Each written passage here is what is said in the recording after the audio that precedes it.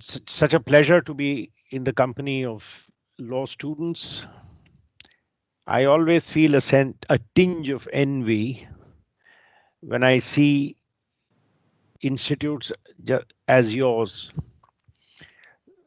Law education in our days was nowhere near as structured as what it is today.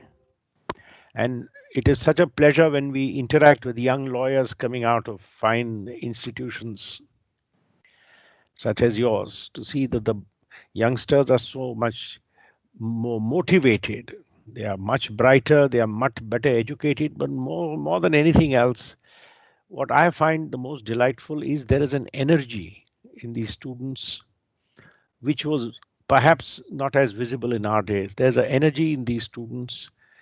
There is a hunger for learning and there is a passion for justice. And these two virtues stand them in very good stead when it comes to becoming sterling professionals. So it's a great pleasure to be here and to be sharing some ideas with young friends.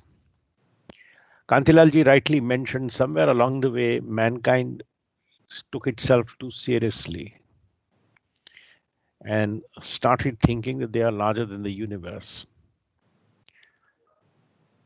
We forget sometimes that the solar system itself is 36 billion times bigger than our Earth. And the solar system is a very small fraction of the universe.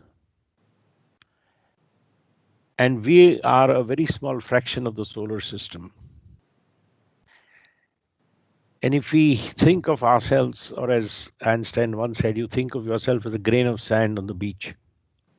That's what mankind is. And yet we started taking ourselves so seriously that somewhere along the way we forgot about our duty.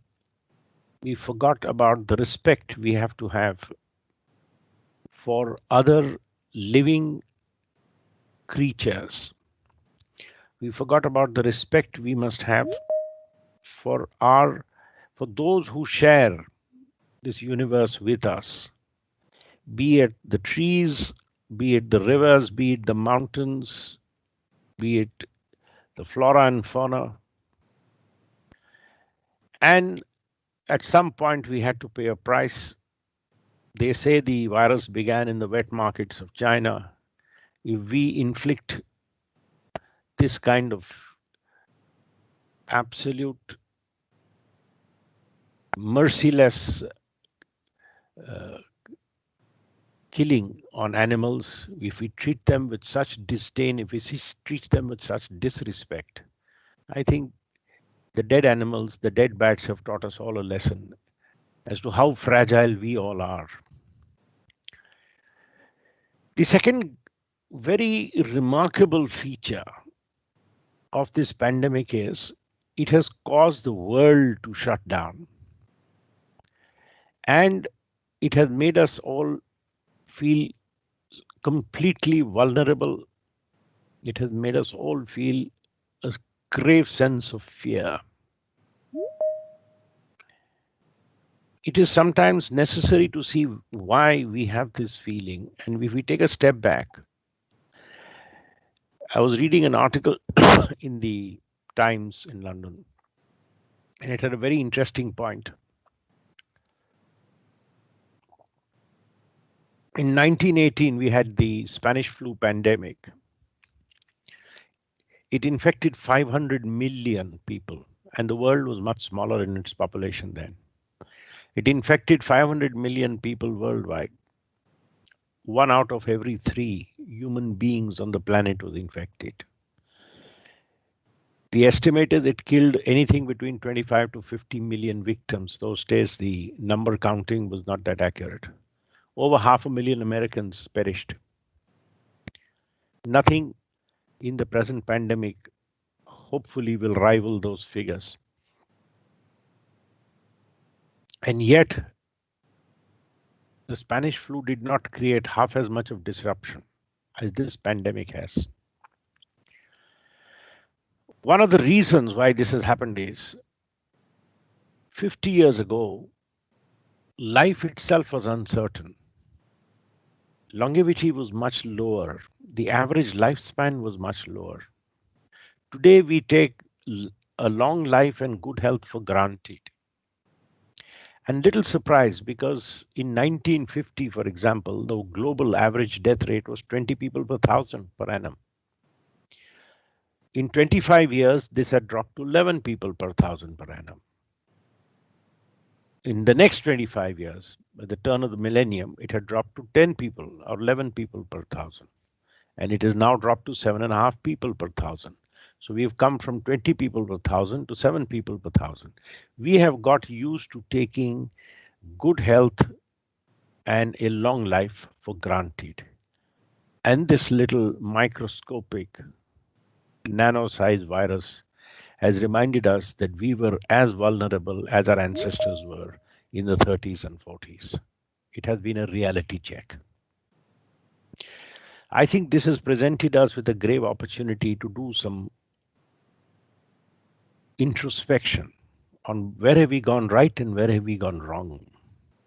Not for flagellation, not for beating ourselves up, but for taking stock of our strengths and of our weaknesses.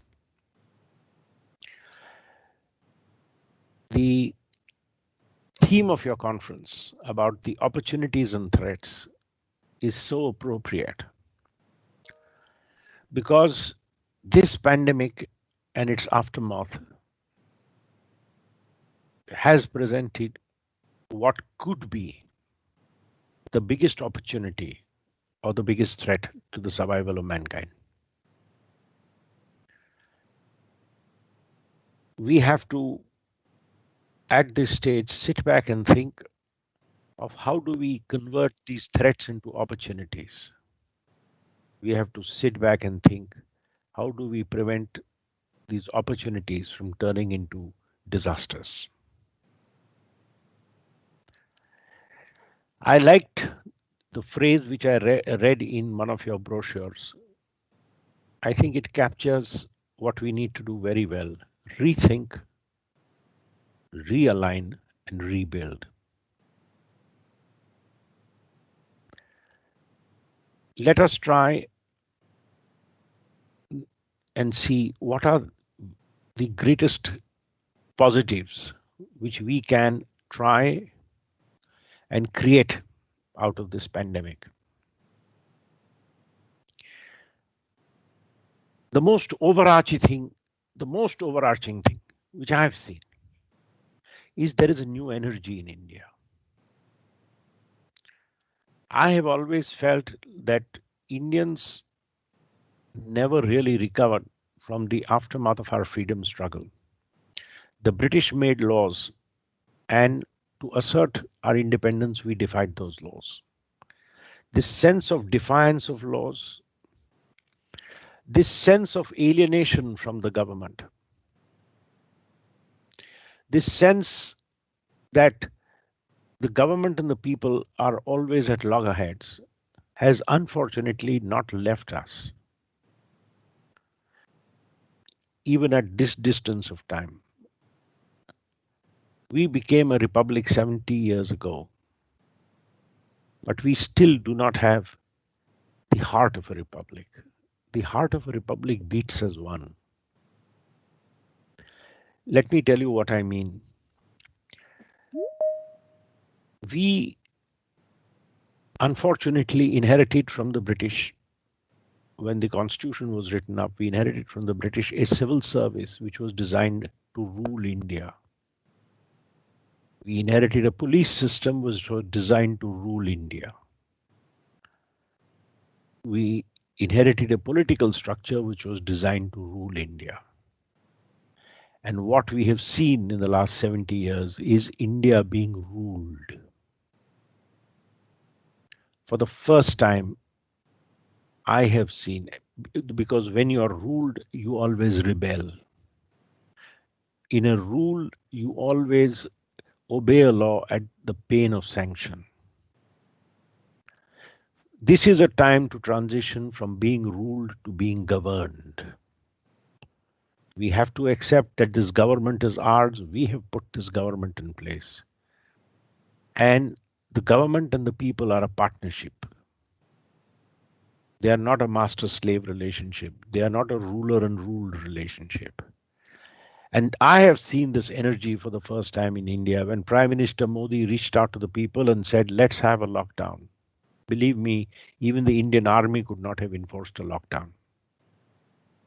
In the ultimate analysis, it is not the policeman on the street who enforced the lockdown. It is every Indian who identified with the problem and who agreed that we have to forego our jobs, we have to forego our day to day occupations, we have to forego our pleasures, and we have to go and live in a discipline. This was accepted by the Indians. India came together as one. And to me, this is the single most overarching positive energy on which we must capitalize. Coming to the two big headings where we need reform. One is in the economic forum and the other is in the economic area, the other is in the social area. In the economic area, once again, I think we need a paradigm shift. We need a paradigm shift because this trust which we have built up, I said it in another lecture, India has to hit the reset button. We have to have reset India. And in this reset India, the government and the people should be a partnership where we have faith in each other. If the government has to start this process by showing faith in each other, how will they show it? Tax reforms, economic reforms. When I talk of tax reforms, I don't talk of reducing the rate of tax or doing away with certain exemptions. I address it at a more fundamental level, at a core level. We have to move. The world is moving to this, and we have to move to taxation by consensus, not taxation by tyranny. People must feel that the tax they pay is the fair price they pay for civilization, is the fair price they pay for the facilities which they enjoy from government. And compliance, more or less, should become optional. As my late guru, Mr. Palkhiwala, used to always say, 10% of the people are incorrigibly honest. They will obey all laws, however unfair they are. 10% of the people are incorrigibly dishonest. They will not obey the most fair law. But 80% of the people are reasonably honest. You have to create the right spirit. You have to create the right motivation. If we can shift to taxation by consensus, how do we do that? We have to remove, today in India, there is this looming fear of the taxman. There is the looming fear of oppressive inquiries. Again, it feeds back into what I started by saying, because we have inherited a system of being ruled and not being governed. Those who occupy positions of power, be it in the tax department, be it in the industries department, be it in the labor department, they all feel that the moment they get their job, they have to start ruling us. That mindset has to change. The second change in mindset is we have romanticized socialism long enough. We have to realize we are living in a global economy, and romantic ideas of equality, of sharing, of socialism do not create jobs. What generates employment is profit. Profit and employment are joined at the hip. The world has changed. The world started with feudalism, with feudal kings, feudal landlords. It shifted into a quasi capital feudalism, where a handful of rich promoters ran large companies and the others were simply employed in those by those large promoters. That has gone away. Today, the largest enterprises in the world are owned by private equity funds and pension funds. And whose money do these funds have? Your and my money. So this is, in one sense, today the ultimate form of socialism. That the savings of the middle class are what feed in to own companies. And if that is what has happened, then those savings will always chase the best return. And if those savings are chasing the best return, then we are in a situation where we must have a mindset change, where these romantic notions of socialism have to go. We have to accept the market economy and we have to live with that. We are going to have massive deficit financing. The Prime Minister has announced a very generous package of 20 lakh crores, which over a period of time will be spent in different ways. This money will come out of deficit financing. And the only way this deficit financing will not become the biggest economic disaster for India is by, over the next few years, creating so much growth, which will lead to so much buoyancy in the fiscal revenues that we have money to pay back the loans which the government will take from the Reserve Bank by way of deficit financing. These are some areas which we have to capitalize on, and we have to make these paradigm shifts. The second area is social. The world has seen the underbelly of governance everywhere, the collapsing healthcare systems. This one pandemic has shown how hopelessly ill-equipped is the healthcare system of the richest country in the world, the United States of America. The British healthcare system at one stage was tottering on the brink. Even today, you have complaints that the frontline COVID workers do not have sufficient PPEs. We need a serious rethink on the healthcare system. We have to accept that with declining death rates, with improved health care, with improved medicines, with improved lifestyles, our longevity has increased. The expectancy of life has increased. What we expect from life has increased. Our healthcare system must be equal, because we have to understand, if you do not have health, you have nothing. And when you're young, you do not understand the importance of good health. As you get on in the years, you realize all your plans are laid waste by a simple virus. Look at what this COVID has done to us. Healthcare is therefore one area where the world has to come together and fix this problem which has plagued us in the last 4 months. In service providing, schools, universities, hospitals, we have to strive at the correct balance between excellence and accessibility.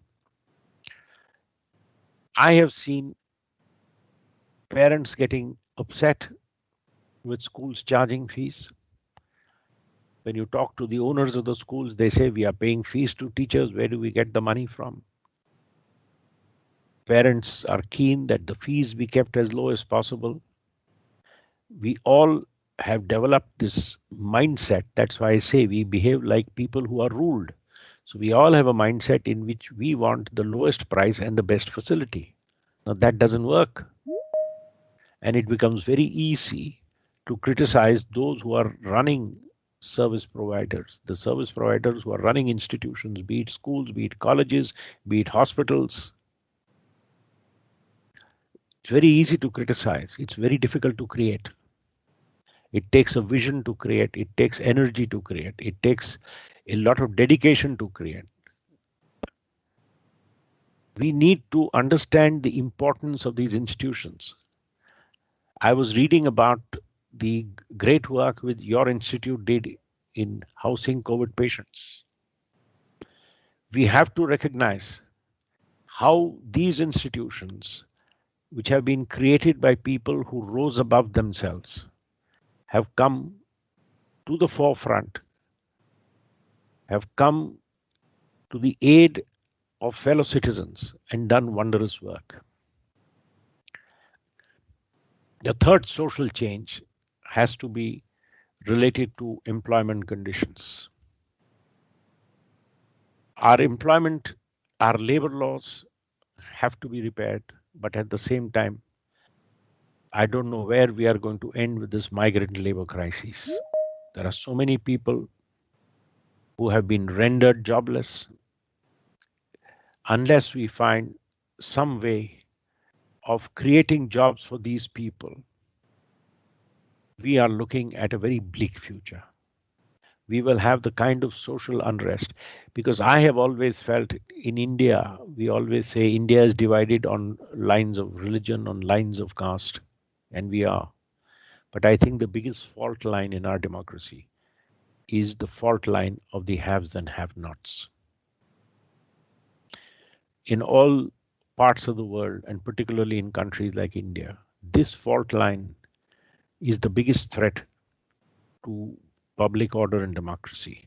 And unless we address this, we are not going to move ahead. Finally, the environment. It is amazing to hear that the the uh, Jamna ji has cleaned itself. We were spending billions of dollars. We don't need that. The rivers are cleaning themselves. The air has cleaned itself. Delhi has never had such clean air for decades as it has today. The the canals of Venice are clean. The other day I went for a drive along the Thames. I have never seen the Thames looking so good. So nature has cleaned itself, and it's cleaned itself in 3 months. Let us not ignore the price we have paid for being selfish, for being arrogant, for being insensitive to nature. And that is how we all have to look at environment, not as an impediment, but a limitation with which mankind has to learn to live. Everything which I have said could equally become a threat. We are going for massive deficit financing. If we do not have economic growth, this deficit financing will render us bankrupt. We can end up with a debt trap where our revenues may not be enough to meet our loan repayment at the governmental level, the loan repayment burdens. It's called being in a debt trap. We have to be very careful that we have the growth, because if we don't, we could render ourselves bankrupt. We could be staring at the same specter we saw in 1991, when we had to send aircrafts full of gold to borrow money from the World Bank. The second thing which we have to be careful is, many times fear of the unknown drives us to a blind nationalism. We have to be very careful that we don't get driven to a divisive, muscular nationalism, which makes us forget our basic values, which we have as Indians: the values of compassion, the values of camaraderie, the values of giving, and the values of being one of the world. We have to realize it is good, it is extremely important to be Atmanirbhar, as our Prime Minister has said, in the sense that we cannot be the hostage to other countries, but at the same time, we should not walk away from globalism. That is what I mean by the fear of abandoning globalism by a unmitigated sense, undesirable sense of excessive nationalism, of misplaced nationalism. The third we have to worry about, and I have always worried about this, is the unemployment. India is said to have the greatest demography of the world. Europe is worried about the aging population. At one stage, when the Chancellor of Germany, Angela Merkel, was asked as to why she was allowing all these refugees to come in from Syria, and one of the reasons she gave is, she says, our average population has become so high. 10 years from now, we will have nobody to work as lawyers, as doctors, as architects in a country like Germany. Their median age has crossed 40 and it's close to 50. India's average age, they expect by 2020 will be 29. We are a very young country as far as democracy concerns. The World Bank wrote a report on it called The Demographic Dividend of India. The largest English speaking population in the world is in India. And educated population, young population. This demographic dividend could turn into a demographic nightmare if we do not create opportunities and if we do not create jobs for our youngsters. These are the challenges, these are the opportunities which we have, and I'm sure you're going to have 3 very fruitful days of discussions. But coming back to where I began, I think it is your generation. I sometimes feel my generation has failed India. We have not done as much as we could. But my greatest joy comes from seeing that I have a lot of faith in your generation. If your generation decides to rethink, if your generation decides to realign, if your generation decides to rebuild, I think this pandemic could turn out to be the biggest blessing in disguise that we have suffered. We have in us the strength and the courage to fight this disease, but more than that, we have with us the youth. We have with us the energy. We have with us the moral timber, and we have with us the intellectual might to come out of this. This race has been quite a leveler. It has leveled economic institutions. It has leveled the economics of the world. It is like the world has hit a reset button. The race begins again. It is the time for India now to go ahead, gallop in this race, and to claim its place in the sun. Let us reset India. Thank you. Thank you, sir. Definitely, our generation won't fail you. On behalf of Indore Institute of Law, I extend my heartfelt vote of gratitude and thanks to Mr. Harish Salve for his precious time and valuable words. We are highly fortunate to hear you, sir. Moving further, I put forth my vote of thanks to our association, SCC Online and EBC regards Mr. Sumit Malik, Advisory Board Member, Global Legal Course, Indore Institute of Law. Live Law regards Sukriti Singh, Chief Administrative Officer, Live Law. PACT regards Mr. Nishant Laroya, Founder, PACT, Education Board Member, Global Legal Course, Indore Institute of Law. And Mumbai Center of International Arbitration regards Ms. Neeti Sachdeva, Head, Mumbai Center of International Arbitration.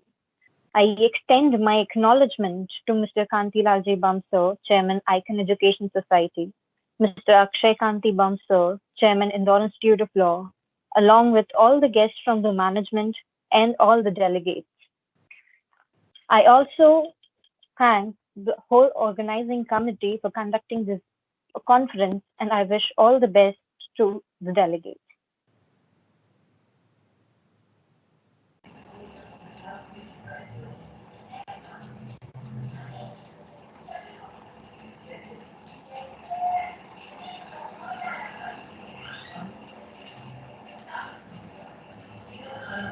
Has the Harish left? He left. Okay. Chaliye, it's a wonderful program and all the best to all the panelists, whosoever are here, and to all the participants also. The live is closed Thank now. you, sir. Anji sir, thank you, sir. Thank you. Thank you, Kanti sir. Thank you, Akshay sir. Thank you, Gaurav sir. Best of luck to all the delegates. You can tune in for the